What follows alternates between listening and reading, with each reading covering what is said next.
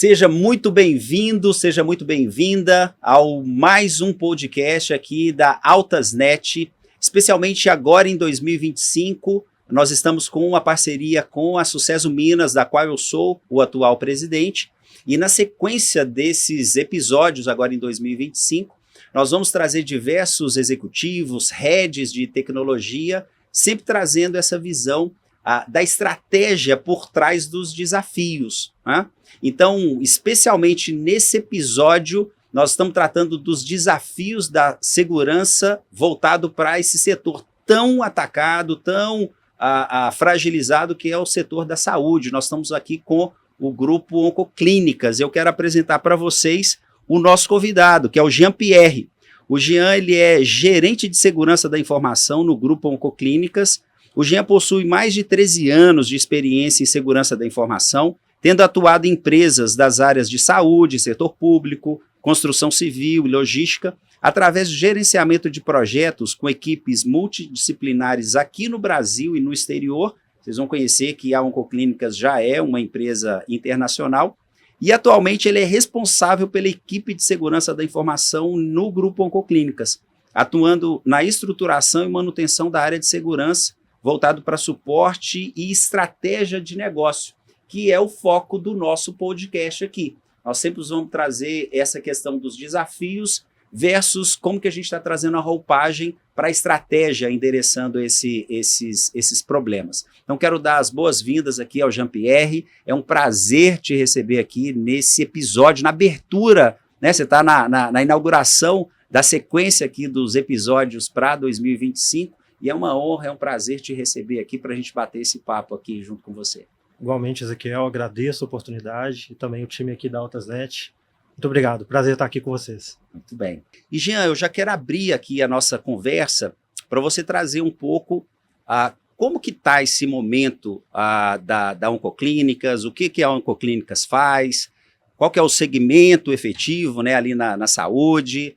Vocês são um grupo, e aí fala um pouquinho para a gente o que é esse grupo da Oncoclínicas. Legal, maravilha. A Oncoclínicas, ela é líder no tratamento oncológico, então ela é a maior empresa da América Latina, tem 14 anos de existência, e ela, nos últimos, acredito que 2, 3 anos, ela fez um IPO na Bolsa de Valores, e aí ela levantou recurso para expandir a operação. Então eu começo na Oncoclínicas em 2020, e aí pouco tempo depois ela faz o IPO, e aí ela mais que dobra a sua operação. Então hoje ela é já referência oncológica na América Latina, mas ela tem também uma ampliação dos cuidados médicos para outras áreas. Então ela tem alguns hospitais também, por exemplo, aqui em BH, Vila da Serra, o Oncobio, e outras unidades também que tratam do cuidado com o paciente de uma forma ampla, não só o tratamento oncológico, né, mas as outras especialidades médicas também. A gente sabe que um paciente oncológico ele precisa passar por várias outras áreas da medicina, né, para ter um tratamento de qualidade. Então, a Oncoclínicas ela tem essa abrangência hoje na área da saúde, né. E a atuação física de vocês, efetivamente, além de Minas Gerais, vocês estão em quais outros estados? Nós estamos em quase todos os estados aqui do Brasil. A Oncoclínicas ela expandiu também, Ezequiel, a operação para a Arábia Saudita. Então, ela vai começar uma operação de construção, né, de unidades lá em Riad. E a Oncoclínicas também tem um projeto franquias. Recentemente foi lançado, então ela vai também expandir a operação para franquias. Fora isso, ela tem também uma operação em Boston, nos Estados Unidos, tem uma operação na Espanha, então é uma empresa que está internacionalizando, né, a sua operação em saúde. Então isso é muito bom, né? Hoje ela já tem uma presença no Brasil muito grande. Que bacana. E aí nós estamos falando de quantos usuários, assim, pensando numa dimensão de clientes, usuários, dá uma dimensão para a gente assim do tamanho, né? Então, a atuação geográfica nós já entendemos, né? Então fala um pouquinho do volume, assim. Oncoclínicas, em termos de TI, usuários de TI, nós temos mais de 10 mil usuários. Quando a gente considera terceiros, médicos, enfim, prestadores de serviço, a gente chega a uns 15 mil usuários, né? Isso fora algumas unidades que ainda nós fizemos um M&A recentemente, que ainda vão se incorporar ao grupo em termos de integração de TI, de conectividade. Então é uma operação muito, muito relevante. Só para você ter uma ideia, Ezequiel, quando eu comecei em 2020, a Oncoclínicas tinha menos da metade desse volume de contas e de usuários, né?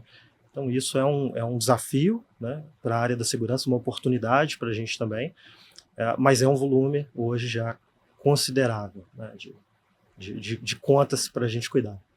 15 mil usuários, o volume, então nós estamos falando que é uma operação internacional, é algo assim, é algo de tirar o chapéu. Com certeza, com certeza. Jean, ainda numa visão mais ampla da atuação de vocês na Oncoclínicas, fala um pouquinho, a gente tem acesso a alguns estudos que mostram que de 2023 para 2024, os crimes cibernéticos aumentaram em torno de 2.000%. É algo assim, alarmante, é algo absurdo, né?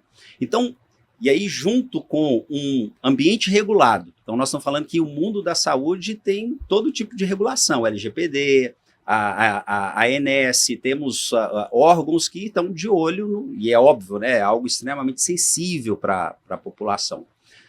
Dá uma visão ampla, assim, como que está esse contexto do mundo da saúde, assim, nessa visão do tipo de ataque voltado para esse espectro, do tanto que o volume de crimes cibernéticos acontece versus essa visão tão regulada, né, que é o segmento da saúde.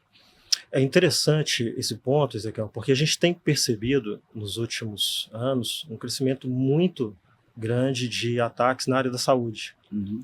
Então, eu não sei se todos se recordam, mas teve um hospital, por exemplo, na Alemanha, que foi atacado algum tempo atrás e houve, inclusive, a morte de um paciente, porque faltou ali um sistema, a operação ficou comprometida. Então, é um assunto muito crítico, né? Nós temos percebido, mais ou menos de 2023 para cá, realmente um aumento. Isso, de forma global, também é reportado. Existe uma comunidade que faz pesquisas tecnológicas para a área de healthcare, que é o HIMSS. Então, o HIMSS, inclusive, agora no início de março, eles farão um evento nos Estados Unidos, eles têm um evento anual. Então, eles tratam muito da questão da tecnologia na área da saúde. E o relatório do HIMSS de 2023, o de 2024 ainda não está pronto, mas o de 2023 aponta que mais de 58% dos entrevistados na área de healthcare sofreram um ataque de segurança voltado para engenharia social, para phishing, por exemplo. Então, a gente tem percebido que o volume de ataques tem aumentado na área de healthcare e muito também relacionado à parte de engenharia social, de induzir os colaboradores a clicarem em um link, a executar uma ação maliciosa que pode ser o início ali de uma cadeia de ataques, né? Então, de fato, para a gente é uma realidade esse novo cenário que a área da saúde ela tem sido alvo constante dos hackers, né? A gente tem acesso a alguns estudos do Gartner e outros institutos que demonstram claramente isso que você está falando, Jean, que existia todo um orçamento há algum tempo para os crimes físicos efetivamente. Ataque a banco, ataque a lojas, e claramente quando a gente entende que a informação ele é já o novo petróleo, a gente não tem dúvida nenhuma do tipo de engenharia que a gente está suscetível aí nesse mundo digital, né? E aí, descendo um pouco para a operação da Oncoclínicas, o que você enxerga, assim, à luz dessa camada de cybersecurity?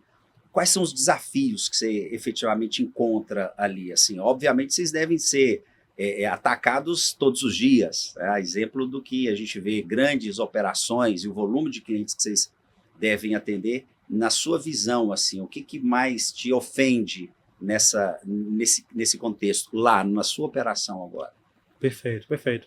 Em termos de quantidade de ataques, de detecções, nós temos um volume alto, mas eu acredito que é um volume em linha com o que outras empresas também têm. Então, por exemplo, as nossas ferramentas que detectam determinados ataques, antivírus, WAF, entre outras, inclusive o nosso SOC, a gente percebe sim que que a gente está em paralelo ao mercado, as outras empresas também da saúde e outros segmentos, a gente tem um volume considerável de ataques.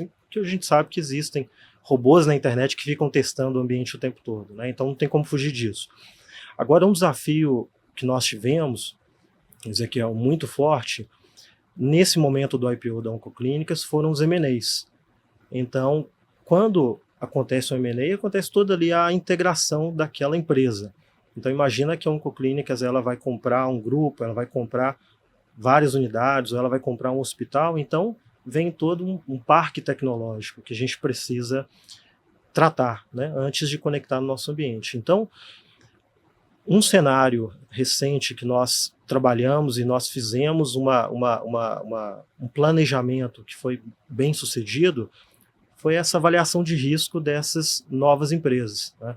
Então, uma vez que a gente tem um ambiente corporativo já com nível de maturidade, é importante que aquilo que é agregado a esse corporativo, a essas outras unidades, também tenham. Então foi um momento muito importante de estratégia, de definição nossa junto às áreas da TI, daquilo que a gente poderia ou não fazer no primeiro momento com aquelas unidades. Então isso fez com que o risco ele fosse melhor controlado, né, em cima dessas mudanças, desse crescimento da empresa, né? Legal. Bom, você usou uma palavra que é o foco, é o mote aqui do nosso podcast aqui na Altasnet, que é falar de estratégia, falar como que os desafios estão sendo endereçados com estratégia tecnológica, estratégia de atuação, de gestão. E eu queria que você me falasse um pouquinho como que foi a estratégia de vocês para lidar com algo que o mercado debruçou há alguns anos, que foi a LGPD, que no primeiro momento foi um bicho de 7 cabeças, e eu estive numa operação da saúde, e isso poderia ter se tornado talvez o maior projeto ali naquele ano de entrada efetivamente da LGPD, né? E aí montamos toda uma estratégia de como que a gente entenderia a lei, depois que aparato a gente montaria para endereçar essas questões da LGPD. Fala um pouquinho, como que foi montar essa estratégia e como que vocês endereçaram essas questões da LGPD ali à luz de cibersegurança na Oncoclínicas? Legal. Hoje nós temos 2 áreas que atuam nessa parte de privacidade. Então a gente tem um compliance que trata mais a parte jurídica, a parte legal da LGPD. Então, por exemplo, o GPO está vinculado ali à área de compliance, à área jurídica, e enquanto segurança da informação, a gente contribui com os controles técnicos, né? E processos, enfim, voltados ali para atender aquela regulação, né? Então esse mix entre as 2 áreas faz com que a gente consiga ter uma sinergia, a gente consiga implementar controles que atendam aos critérios do LGPD, né, com a ajuda da interpretação ali jurídica e do compliance, né? E uma coisa que também nos ajuda muito, Ezequiel, e que desde o começo eu executei junto com o time, foram os Risk Assessments. Então nós fizemos logo no início, na minha chegada, ali no primeiro ano, nós tivemos um Risk Assessment, na época foi voltado sobre a ISO, né? Então, apesar da gente estar falando, por exemplo, de ISO ou de outros frameworks, todos se relacionam ali em determinado momento com privacidade de dados e com a LGPD, né? Estão interligados, né, de alguma maneira. Então, o Risk Assessment, por exemplo, lá no início, a ISO já nos trouxe alguns indicadores daquilo que a gente deveria melhorar, né? E, consequentemente, isso contribuiu também para a LGPD, para a gente demonstrar que nós temos controles, que a gente tem evoluído um programa de segurança cibernética. E recentemente nós fizemos outro Risk Assessment, agora voltado para o SysControls. Então o SysControls ele é um outro framework que ele endereça o NIST. Então o NIST é a ISO americana, né, de padronização, enfim. Então a ISO tem, o NIST tem o Cybersecurity Framework, hoje versão 2.0, e o SIS ele endereça o NIST, né? Ele é mais prescritivo, ele é mais técnico, né? A abordagem do SIS, então nós fizemos com base nele dessa vez. Então percebo que tudo isso está interligado. Quando a gente evolui no framework, faz um risk assessment, identifica os gaps e trata, a gente consequentemente também endereça itens que estão na LGPD. Né? Bacana. Muito bem. Bom, deixa eu aproveitar e pedir para você que está nos acompanhando aqui nesse episódio do podcast, se estiver gostando desse conteúdo, siga aqui os nossos canais da Altasnet, deixe seu comentário, deixe seu like, e encaminhe ali para os seus amigos, seus familiares, porque certamente nós vamos estar tratando de assuntos importantes aqui, voltado para o que está no seu dia a dia, que é essa questão da saúde. Né? Todos nós estamos envolvidos em algum momento nessa jornada aí de lidar com a nossa saúde. E aí, Jean, descendo agora um pouquinho sobre essa visão helicóptero, fala um pouquinho para a gente qual que é o momento da Oncoclínicas. Assim? Vocês fizeram um PO, vocês já estão se tornando uma multinacional, né? Como é que está esse movimento? Assim? Existe ainda um movimento de aquisição? Vocês pretendem estabilizar essa operação? Fala um pouquinho qual que é o momento, até trazendo para esse desafio de cibersegurança, né? Legal. Houve um movimento, Ezequiel, de M&As muito forte nos últimos 2 anos. A gente está no momento também de estabilização agora, no sentido de nós já integramos a maioria destas novas empresas, né, em relação à TI, em relação ao negócio já estão integradas, né, mas em relação à TI nós já fizemos a maior parte das integrações, das padronizações, a gente está finalizando esse ano. Né. E é claro que a Oncoclínicas tem a sua estratégia de expansão, enfim, né, mas a gente está nesse momento de pós várias aquisições, várias integrações, M&As, né, agora tem uma expansão também da marca que eu comentei para a Arábia Saudita, então isso também é muito legal, isso nos leva a um outro patamar, né, de atuação como companhia e como TI, né, também, consequentemente. E o projeto franquias, né, né, que já não é mais um projeto, já é uma realidade. Né. Então todos esses novos cenários fazem com que a segurança tenha que ter um foco também nessas outras áreas. Exemplo, as franquias, né, que eu comentei agora há pouco. Nós temos um manual que o franqueado ele precisa seguir em relação à segurança. Então, logo no início, quando começamos a falar sobre as franquias, eu já coloquei um pezinho ali no projeto. Não, pessoal, ok, legal, vamos falar também de segurança. Vamos levar para o franqueado as boas práticas, porque é a nossa marca ali, não é? O ambiente ele é um ambiente compartilhado, é também do franqueado, mas tem o nosso nome, e o mais importante, os pacientes merecem esse cuidado. Então, nós levamos também requisitos de segurança para lá, enfim, né, critérios que o franqueado ele precisa cumprir. Então, a gente está muito nesse momento de finalizar ações que foram tomadas com os M&As, né, e também essa expansão que o grupo está tendo para o mercado internacional.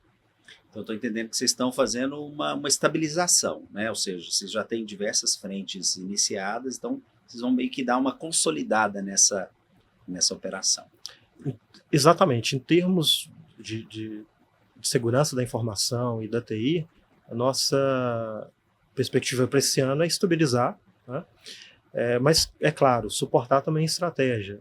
Né? Se houver um movimento da companhia de expansão, nós estaremos ali presentes. Mas a nossa perspectiva é que esse ano a gente termine esses M&As, né, que foram iniciados nesses últimos 2 anos. Legal, legal. E já que você de novo usou o termo aqui que a gente está buscando no nosso podcast, que é estratégia, esse é o momento que eu dou um susto no meu convidado, né? A gente não tinha programado isso. Mas é óbvio que no nosso público a gente tem uma turma ávida por tecnologia, não tem como fugir. Então eu queria que você, sem citar sabores, eu queria que você falasse um pouquinho dessa estratégia, porque quando a gente olha para a operação do tamanho da sua, quando a gente olha o tipo de exposição que a operação tem, é impossível não dar um gostinho para o nosso ouvinte sobre como é que você lida nas camadas. Conta um pouquinho para a gente assim, na ponta, o que você tem colocado, no meio, porque a gente entende que montar uma estratégia de segurança é basicamente você cercar perímetro, né? E você avalia uma superfície de ataque ali e você estabelece estratégias, né? Então, como estrategista, então, de segurança, qual que é a visão de vocês? Assim? Hoje, você montou uma onda para poder proteger as coisas mais importantes que a gente tem, que é a informação, com qual dinâmica? Assim? É óbvio, guardadas as devidas compliance e até onde você pode externar aqui para a gente. Certamente é uma curiosidade que o nosso público tem, né? Ou seja, que tipo de estrutura foi montada para proteger e com qual visão de até onde essa coisa pode ser gerenciada, né? Legal, legal. Em termos de arquitetura, Ezequiel, a NSA, que é a Agência de Segurança Nacional Americana, ela trouxe um termo que é o de segurança em camadas ou de defesa em profundidade. O que isso significa? Esse é um termo que já foi usado muito antigamente no meio militar. Então, nas guerras, os generais eles costumavam já planejar ali uma estratégia de batalha baseada em camadas, né? Um exemplo que eu levo muito para os executivos lá na ONCO, quando eles entram na companhia, eu faço uma apresentação de segurança, sempre importante eles entenderem o nosso papel e, consequentemente, o papel deles dentro da proteção dos dados. Então, eu faço uma apresentação para eles trazendo a figura de um castelo medieval. Porque se você imaginar um castelo, ele é feito em camadas, ele é projetado para trazer uma proteção em camadas. Então ele tem ali o portão de entrada, geralmente é uma entrada só, que tinham alguns guardas protegendo, vai ter os muros, depois vai ter uma segunda camada de muro com outras guaritas, até ter a parte interna do castelo ali com as suas riquezas e o rei, né? Uhum. Então, fazendo essa analogia, eu trago esse conceito de defesa em profundidade que foi abordado pela NSA, né? Que é justamente nós colocarmos os controles de segurança em camadas. Então, quando a gente pensa na camada de rede, existem controles, processos de segurança que são implementados lá. Quando a gente pensa na camada de computadores, servidores, também tem outros processos e ferramentas, né? E quando a gente pensa também na camada da informação do dado, ali a gente tem N outros controles. Então, a estratégia da segurança ela é voltada nessa proteção em camadas, porque a gente entende que um controle somente ele não é o suficiente. Ou seja, o criminoso, o hacker, ele pode ultrapassar, por exemplo, o meu antivírus, ele pode ultrapassar o AF, o NAC, etc., né? Mas a gente espera que a próxima camada, até ele conseguir chegar naquela informação, naquele ativo, que é o que realmente ele quer roubar, ele vai ter outras barreiras, né? Então essa é uma estratégia. E como que a gente define o que fazer então? Porque a gente tem N soluções e é um mundo, né? Uma sopa de letrinhas desse mercado nosso, né? Sim. É através do Risk Assessment. Então o Risk Assessment traz para a gente uma visão de prioridade e é até interessante, né? Que o primeiro Risk Assessment, Ezequiel, ele fez com que a área de segurança tivesse um orçamento 3 vezes maior do que no ano anterior, né? Isso por quê? E, consequentemente, a área também expandiu, eu consegui trazer mais pessoas para o time. Isso por quê? Como que a gente conseguiu? O Risk Assessment, ele, por si só, assim como um pentest, ele é algo muito técnico. Então, quando você apresenta para uma diretoria, para um board, uma informação, é importante que essa informação ela esteja na linguagem de quem está recebendo, né, do board, da diretoria, e muitas vezes essas pessoas não são técnicas, não são da nossa área de segurança, né, não são da TI. Então esse Risk Assessment, por exemplo, eu traduzi aqueles entregáveis em impactos que poderiam acontecer para o negócio. Então, por exemplo, um board, é difícil falar sobre SQL injection, é difícil falar sobre vulnerabilidades diversas, mas se eu falo que se aquilo fosse explorado, eu teria uma multa de até 50 milhões na LGPD, que eu teria uma operação de uma unidade parada por X dias e o faturamento daquela unidade é tanto, isso se transforma numa linguagem acessível, né? E foi através disso também, eu acredito que foi um dos pontos mais importantes, com o qual nós conseguimos esse investimento maior, né? Então a gente vem seguindo essa estratégia ao longo desses anos, Cada vez que a gente apresenta um resultado, seja um pentest, seja um risk assessment, eu traduzo para uma linguagem de negócio, né? Aí fica fácil comunicar aquilo e as pessoas entendem qual que é o desafio e o que a gente precisa endereçar internamente. Legal, legal. Aqui, o Jean trouxe um ouro aqui para você que está nos acompanhando aqui no nosso podcast. A gente vê que várias empresas, vários heads de segurança, como o Jean, se tentar entrar pela porta somente do investimento, somente da necessidade do plástico e do ferro, o mundo dos negócios não conversa esse tipo de coisa. Olha o que o Jean trouxe de insight importante aqui. Ele traz números, ele traz riscos, ele traz cenários e ele traduz isso na mesa em cima de possibilidades de a proteção e que tipo de risco está sendo mitigado ou gerenciado ali. E aí, com essa visão, eu tenho a impressão, Jean, que o orçamento para você, se você fosse numa linha somente da necessidade do investimento pelo investimento, seria extremamente escasso. Quando o Jean traz essa estratégia aqui, que ele mapeia, ele traz insumos para plantar uma estratégia, e foi exatamente a minha pergunta aqui, sem dúvida nenhuma, a empresa enxergando o tamanho da missão, o ativo que está sendo protegido versus aquele investimento, aí fica fácil defender qualquer orçamento. Fácil não, né, Jean? Fica estratégico defender, senão vou diminuir aqui a sua atuação. Legal. Ainda um pouquinho na sua estrutura. Então, você falou um pouco de orçamento. Conta um pouquinho para a gente sobre dimensão dessa sua equipe, né, versus quanto que você toma de serviços externos, né? Que tipo de parceiro você aciona. Eu entendo que tem muita coisa que a gente faz dentro de casa, né?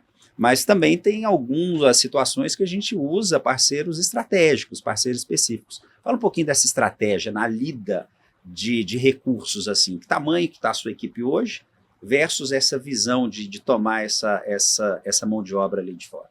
Perfeito, legal. Hoje eu estou com uma equipe de 6 pessoas. É uma equipe que tem as suas verticais, né? Até um tempo atrás eu tinha 2 times, eu tinha também um time de gestão de acesso e segurança da informação, mas ambas as equipes cresceram bastante, né? E a gestão de acesso fez sentido ela ser uma coordenação, uma área par dentro da nossa estratégia. Então, na área de segurança, Ezequiel, eu tenho algumas verticais. Vertical de gestão de incidentes, de gestão de vulnerabilidades, de proteção dos agentes que estão instalados ali nos servidores, nos computadores, uma vertical voltada para network. Então, muito em linha com a arquitetura que eu comentei de defesa em profundidade, né? Você estabelece ali pessoas profissionais para cada uma das verticais que a gente precisa proteger. Então, além dessa equipe, Ezequiel, eu conto com os parceiros, né? Como você bem comentou, a gente precisa ter alguns serviços que agregam valor a essa equipe, né? Então, só que um serviço de Red Team. Então, hoje eu prefiro trazer um serviço de Red Team externo, porque a gente tem a possibilidade de testar a nossa segurança com vários profissionais diferentes ao longo do ano. Então, não corre-se o risco de ter o mesmo profissional interno ali fazendo sempre os mesmos testes. Não que isso seja um problema, né? Mas na nossa estratégia, nesse momento, a gente conta, por exemplo, com serviço externo para esse tipo de análise. E outros parceiros também que prestam serviços para a gente para determinada solução. Então eu tenho tanto esse time dedicado interno nessas verticais, né, quanto esses parceiros. Então, somando SOC, somando outros serviços, passa de 20 pessoas, certamente, que acompanham o nosso ambiente. Que bom, que bom.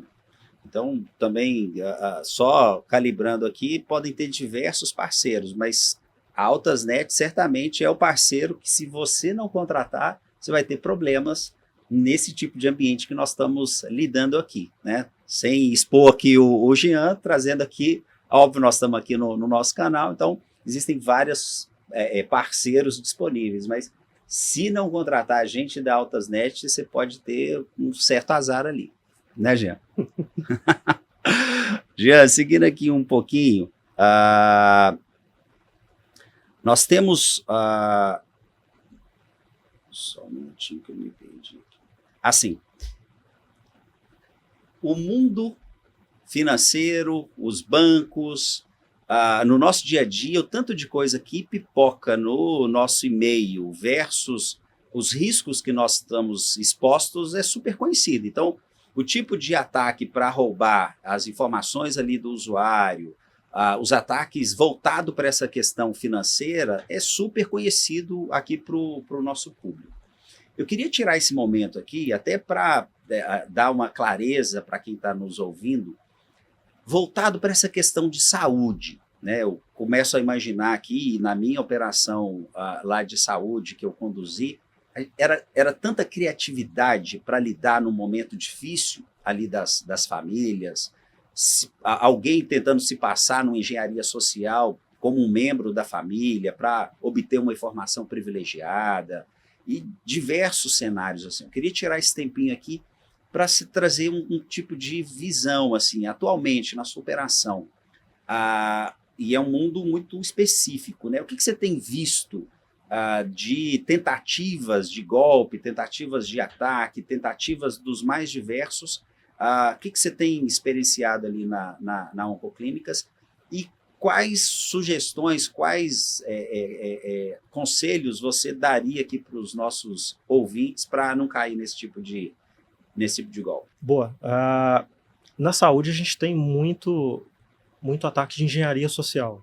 Né? Eu acho que não é tão diferente quanto os bancos ou outras instituições, mas infelizmente é comum ataques, tentativas de fraude, né, em relação a uma solicitação de pagamento médico, algo do tipo. Né?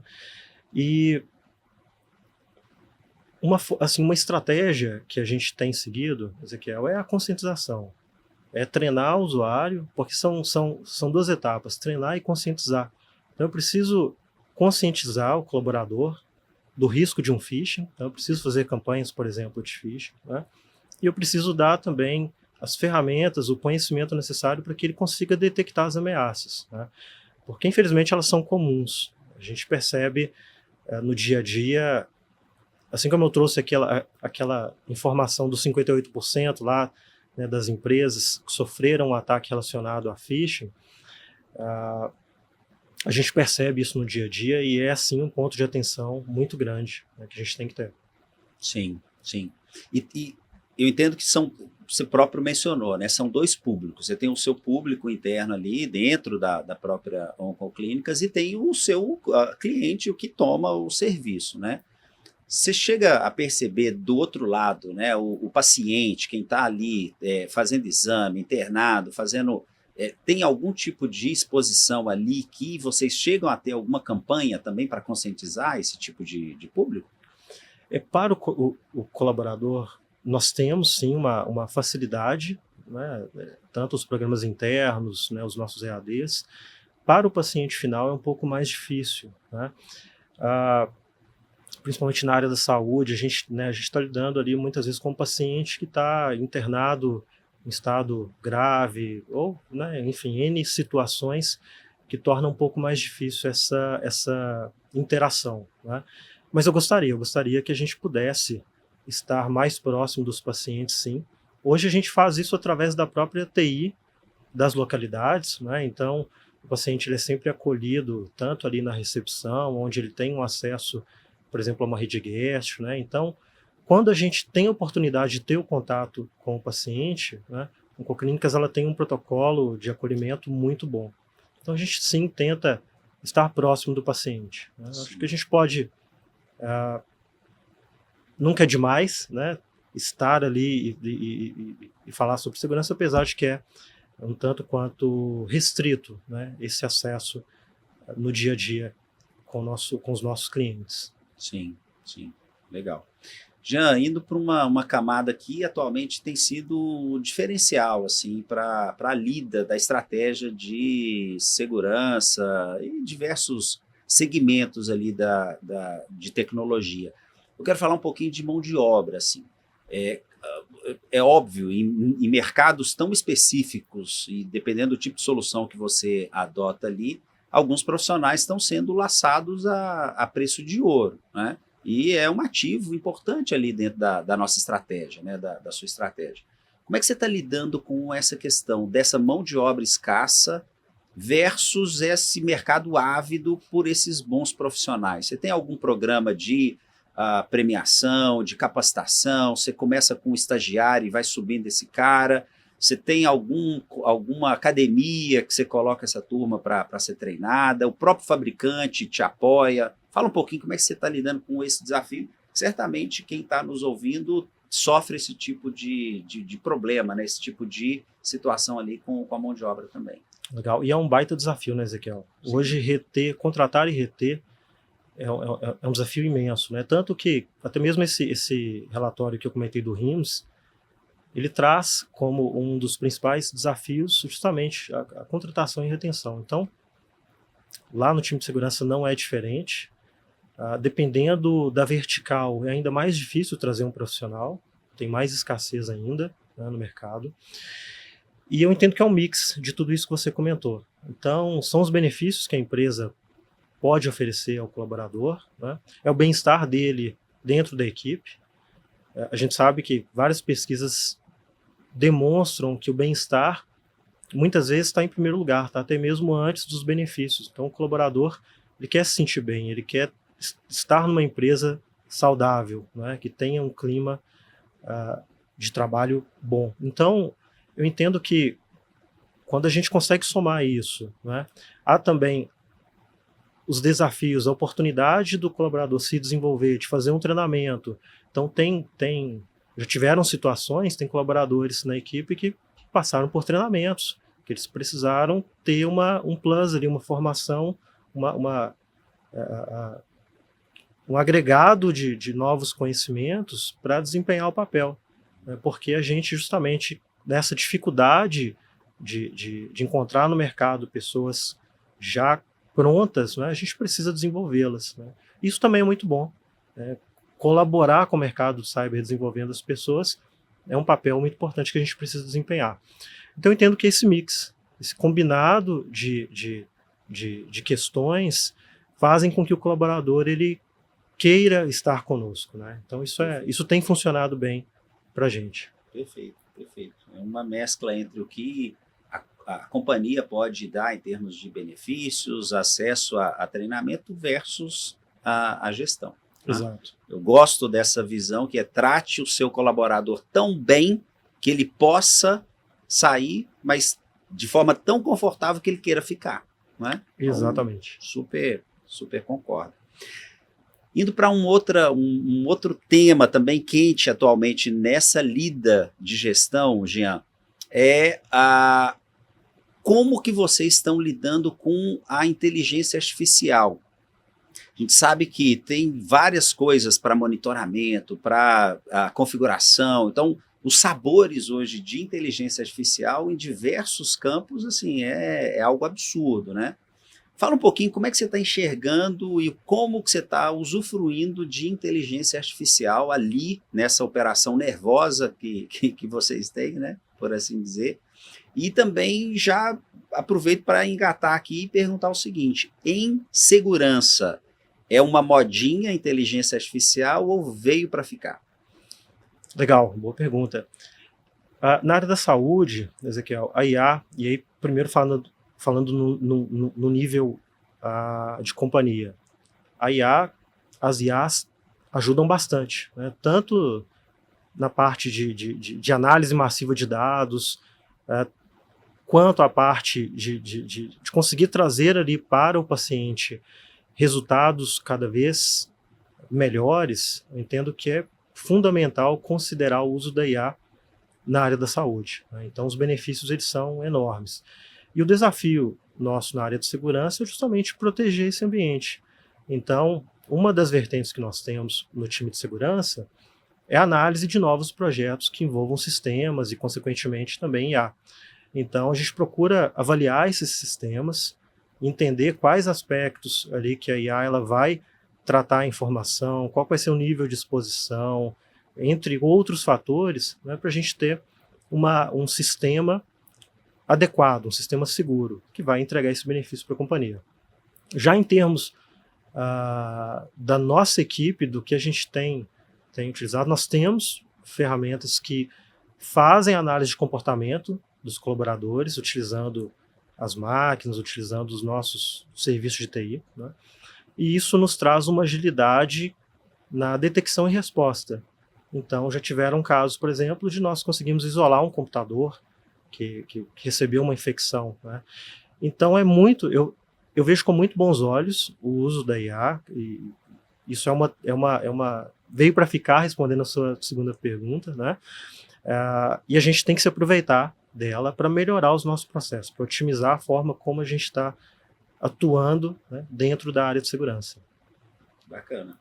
É a percepção que a gente tem também, né? Na Altasnet, por exemplo, a gente tem adotado todo tipo de sabor, de soluções de IA que possa facilitar o nosso dia a dia, trazer mais segurança para os clientes, e a gente não tem dúvida nenhuma. É um tipo de recurso que ele precisa ser explorado e bem aproveitado, e realmente não tem volta, não. Exato. Né? Legal. Vamos encaminhar para algumas perguntas agora, já indo para uma linha de encerramento aqui, Jean. Eu quero te fazer a seguinte pergunta. Olhando para heads que estão começando agora alguma operação, alguma empresa que está começando a adotar alguma solução de segurança, se você estivesse começando do zero hoje, uma estratégia de implantação de segurança, o que você faria de forma que se errasse menos? Porque uma das certezas que a gente acaba errando o absurdo, né? Quando a gente vai ajustando ao longo da caminhada. E os erros são importantes. Mas você está tendo a oportunidade agora de começar do zero. Quais dicas você daria para quem está nos assistindo para montar uma estratégia limpa, de forma que maximizasse ali os ganhos e minimizasse algum tipo de erro ou perda? Legal, legal. Eu entendo que o primeiro ponto, Ezequiel, é entender os desafios da empresa. O que a gente está procurando proteger? O que a empresa precisa? Qual que é a estratégia? E partindo dessa análise, eu entendo que é um risk assessment, se basear em algum framework é importante, né? Para que a gente consiga ter um direcionamento estruturado. E o último ponto, e não menos importante, que eu também acredito muito, Ezequiel, é fazer o básico bem feito, né? O que eu quero dizer com isso, né? É ter uma gestão de pets bem feita, é controlar as credenciais, é ter um sistema de gestão de identidades, né? Dentre outras coisas. Então, existe um conjunto de ações que o time de segurança pode endereçar que trata a maior parte dos riscos. Conscientizar os colaboradores também é uma outra ação fundamental. Então, eu entendo que, tendo um alinhamento com a companhia, com a estratégia da companhia, se baseando em um framework e endereçando primeiro o básico, aquilo que controla, que mitiga a maior parte dos riscos, eu entendo que isso é um bom começo, né? É uma estratégia que funciona bem para a maioria das companhias. Legal, legal. Super dicas ali. Bacana. Para você que está nos ouvindo, a Altasnet tem como propósito simplificar a vida das pessoas com soluções digitais inovadoras e seguras. E aí eu vou trazer uma pergunta aqui para o Jean, já trazendo para uma visão de propósito pessoal também. Quando eu estive nesse segmento da saúde, eu me apaixonei com o propósito de uma empresa que lida com essa questão da vida, que lida com essa questão de algo tão frágil e tão precioso que é lidar com a vida, né? Eu queria que você fizesse uma reflexão aqui conosco, nesse podcast. Que reflexões que você pode trazer para quem está nos ouvindo, nos assistindo, sobre essa sua atuação? Certamente, quando você vai tendo contato ali com o dia a dia de quem toma esse serviço, você vai vendo o tanto que isso é relevante, né? Trazendo para a relevância do que vocês entregam ali. Então, que reflexões que você traria para essa visão do propósito seu ali, né? Conta um pouquinho para a gente como que é viver isso no dia a dia ali, sabendo que você está impactando a vida das pessoas, Você pode trazer soluções que vão melhorar ali ou curar efetivamente tantas famílias, tantas pessoas em diversas situações. Você pode trazer essa reflexão aí sobre a sua vivência e a sua visão pessoal sobre essa questão? Claro, claro, e eu vejo que é um dos melhores assuntos para a gente falar, né, que é propósito. Eu procuro sempre levar isso para o time, que é a importância em nós termos um propósito de vida, né, a gente conseguir conectar a nossa profissão, o que a gente faz, com um bem comum, né? E eu tenho oportunidade, Ezequiel, na Oncoclínicas, de levar a equipe, por exemplo, para dentro de um hospital. Recentemente nós estávamos em um dos nossos hospitais, justamente para ver ali a operação, para entender lá no fim o que resulta o nosso trabalho, né, o quão importante ele é. Muitas vezes a gente está ali atrás do computador, programando, implementando, né, mas isso, o real objetivo do que a gente faz está lá na ponta. É a família que está sendo bem atendida, que não tem que se preocupar com o sistema indisponível porque houve um cyberataque, né? Eu acho que isso é fundamental.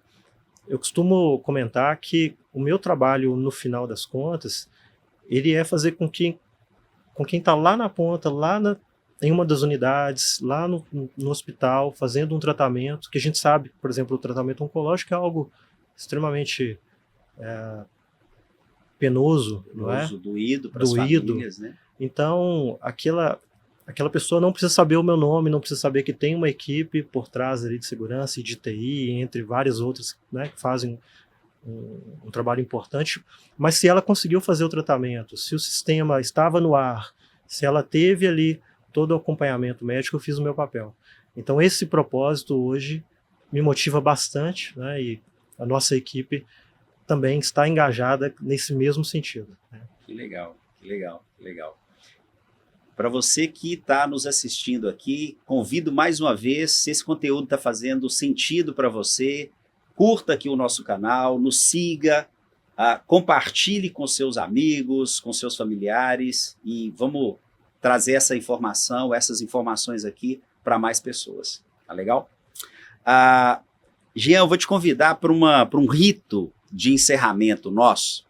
Altas, dentro dessa visão de cuidar das pessoas, de simplificar, de fazer a vida das pessoas ser mais simples, a gente tem um grito de guerra. Então, no nosso encerramento aqui, eu vou falar um pedaço do nosso grito e você finaliza. Pode ser?